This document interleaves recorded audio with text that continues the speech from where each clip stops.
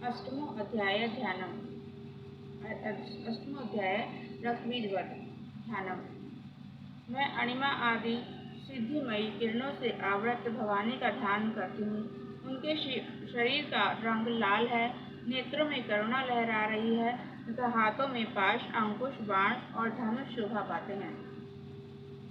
ऋषि कहते हैं, चंड और मुंड नामक दैत्यों के मारे जाने तथा बहुत सी सेना का संहार हो जाने पर दैत्यों के राजा प्रतापी शुंभ के मन में बड़ा क्रोध हुआ और उसने दैत्यों की संपूर्ण सेना को युद्ध के लिए कूच करने की आज्ञा दे दी। वह बोला, आज उदायुध नाम के 86 दैत्य सेनापति अपनी सेनाओं के साथ युद्ध के लिए प्रस्थान करें। कंबु नाम वाले दैत्यों के 84 सेनानायक अपनी वाहिनी से घिरे हुए यात्रा करें।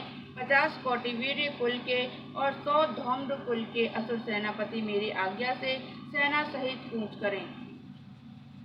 कालक, दोहार्द, मौर्य और काल के असुर भी युद्ध के लिए तैयार हो मेरी आज्ञा से तुरंत प्रस्थान करें। भयानक शासन करने वाला असुरराज शुंभ इस प्रकार आज्ञा दे सहस्रों बड़ी बड़ी सेनाओं के साथ युद्ध के लिए प्रस्थित हुआ। उसकी अत्यंत भयंकर सेना आती देख चंडिका ने अपने धनुष की टंकार से पृथ्वी और आकाश के बीच का भाग उलझा दिया।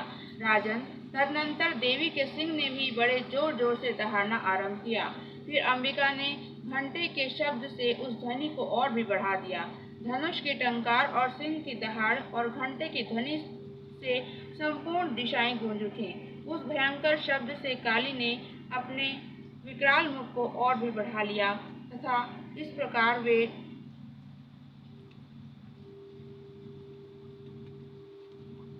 विजयिनी हुई। उस तुमुलनाद को सुनकर दैत्यों की सेनाओं ने चारों ओर से चंडिका देवी, सिंह तथा काली को क्रोधपूर्वक घेर लिया। राजन, इसी बीच में असुरों के विनाश तथा देवताओं के अभ्युदय के लिए ब्रह्मा, शिव, कार्तिकेय, विष्णु, इंद्र आदि देवों की शक्तियाँ जो अत्यंत पराक्रम और बल से संपन्न थी, उनके शरीरों से निकलकर उन्हीं के रूप में चंडिका देवी के पास गई। जिस देवता का जैसा रूप, जैसी वेशभूषा और जैसा वाहन है, ठीक वैसे ही साधनों से संपन्न हो उनकी शक्ति असुरों से युद्ध करने के लिए वहां आई। सबसे पहले हंस युक्त विमान पर बैठी हुई अक्षसूत्र और कमंडल से सुशोभित ब्रह्मा जी की शक्ति उपस्थित हुई, जिसे ब्रह्माणी कहते हैं। महादेव जी की शक्ति वृषभ पर आरूढ़ होकर हाथों में श्रेष्ठ त्रिशूल धारण किए, महानाग का कंकण पहने, मस्तक में चंद्र रेखा से विभूषित हो वहां आ पहुंची। कार्तिकेय जी की शक्ति रूपा जगदम्बिका उन्हीं का रूप धारण किए श्रेष्ठ मयूर पर आरूढ़ हो हाथ में शक्ति लिए दैत्यों से युद्ध करने के लिए आई। इसी प्रकार भगवान विष्णु की शक्ति गरुड़ पर विराजमान हो शंख, चक्र, गदा, शारंग, धनुष तथा खड़ग हाथ में लिए वहां आई। अनुपम यज्ञ वाराह का रूप धारण करने वाले श्री हरि की जो शक्ति है, वह भी वाराह शरीर धारण करके वहां उपस्थित हुई। नारसिंह शक्ति भी नरसिंह के समान ही शरीर धारण करके वहां आई। उसकी गर्दन के बालों के झटके से आकाश के तारे बिखर पड़ते थे। इसी प्रकार इंद्र की शक्ति वज्र हाथ में लिए गजराज ऐरावत पर बैठकर आई। उसके भी सहस्र नेत्र थे। इंद्र का जैसा रूप है वैसा ही उसका भी था। तदनंतर उन देव शक्तियों से घिरे हुए महादेव जी ने चंडिका देवी से कहा, मेरी प्रसन्नता के लिए तुम शीघ्र ही इन असुरों का संहार करो। तब देवी के शरीर से अत्यंत भयानक और परम उग्र चंडिका शक्ति प्रकट हुई, जो सैकड़ों गीदड़ियों की भांति आवाज करने वाली थी। उस अपराजिता देवी ने धूमिल जटा वाले महादेव जी से कहा, भगवान, आप शुंभ निशुंभ के पास दूत बनकर जाइए और उन अत्यंत गर्वीले दानव शुंभ एवं निशुंभ दोनों से कहिए, साथ ही उनके अतिरिक्त भी जो दानव युद्ध के लिए वहां उपस्थित हों, उनको भी यह संदेश दीजिए। दैत्यों, यदि तुम जीवित रहना चाहते हो तो पाताल को लौट जाओ। इंद्र को त्रिलोकी का राज्य मिल जाए और देवता यज्ञ भाग का उपभोग करें। यदि बल के घमंड में आकर तुम युद्ध की अभिलाषा रखते हो तो आओ, मेरी शिवाएं तुम्हारे कच्चे मांस से तृप्त हों। क्योंकि उस देवी ने भगवान शिव को दूत के कार्य में नियुक्त किया था, इसलिए वह शिवदूती के नाम से संसार में विख्यात हुई। वे महादैत्य भी भगवान शिव के मुख से देवी के वचन सुनकर क्रोध में भर गए और जहाँ कात्यायनी विराजमान थी उस ओर बढ़े। तदनंतर वे दैत्य आमच में भरकर पहले ही देवी के ऊपर बाण, शक्ति और आदि अस्त्रों की वृष्टि करने लगे। तब देवी ने भी खेली खेल में धनुष की टंकार की और उसे छोड़े हुए बड़े बड़े बाणों द्वारा दैत्यों के चलाए हुए बाण, शूल, शक्ति और परसों को काट डाला। फिर काली उनके आगे होकर शत्रुओं को शूल के प्रहार से विदीर्ण करने लगी और खट्वांग से उनका कचूमर निकालती हुई रणभूमि में विचरने लगी। ब्रह्माणी भी जिस ओर दौड़ती उसी ओर अपने कमंडल का जल छिड़क कर शत्रुओं के ओज और पराक्रम को नष्ट कर देती थी। माहेश्वरी ने त्रिशूल से और वैष्णवी ने चक्र से और अत्यंत क्रोध में भरी हुई कुमार कार्तिकेय जी की शक्ति से दैत्यों का संहार आरंभ किया।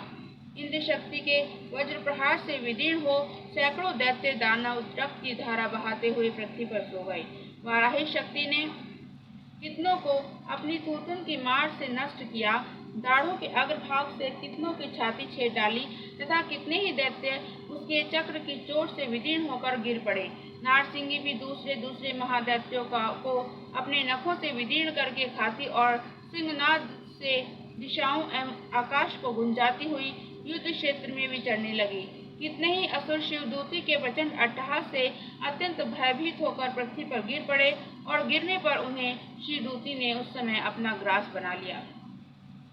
इस प्रकार क्रोध में भरे हुए मातृगणों को नाना प्रकार के उपायों से बड़े बड़े असुरों का मर्दन करते देख दैत्य सैनिक भाग खड़े हुए।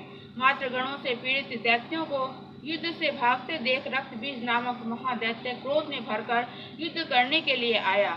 उसके शरीर से जब रक्त की बूंद पृथ्वी पर गिरती तब उसी के समान शक्तिशाली एक दूसरा महादैत्य पृथ्वी पर पैदा हो जाता।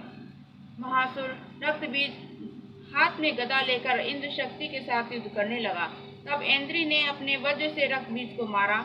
वज्र से घायल होने पर उसके शरीर से बहुत सा रक्त चूने लगा और उससे उसी के समान रूप तथा पराक्रम वाले योद्धा उत्पन्न होने लगे। उसके शरीर से रक्त की जितनी बूंदें गिरी उतने ही पुरुष उत्पन्न हो गए। वे सब रक्तबीज के समान ही वीर्यवान, बलवान और पराक्रमी थे। वे रक्त से उत्पन्न होने वाले पुरुष भी अत्यंत भयंकर अस्त्र शस्त्रों का प्रहार करते हुए वहां मातृगणों के साथ घोर युद्ध करने लगे। उन्हें वज्र के प्रहार से जब उसका मस्तक घायल हुआ तब रक्त बहने लगा और उससे हजारों पुरुष उत्पन्न हो गए।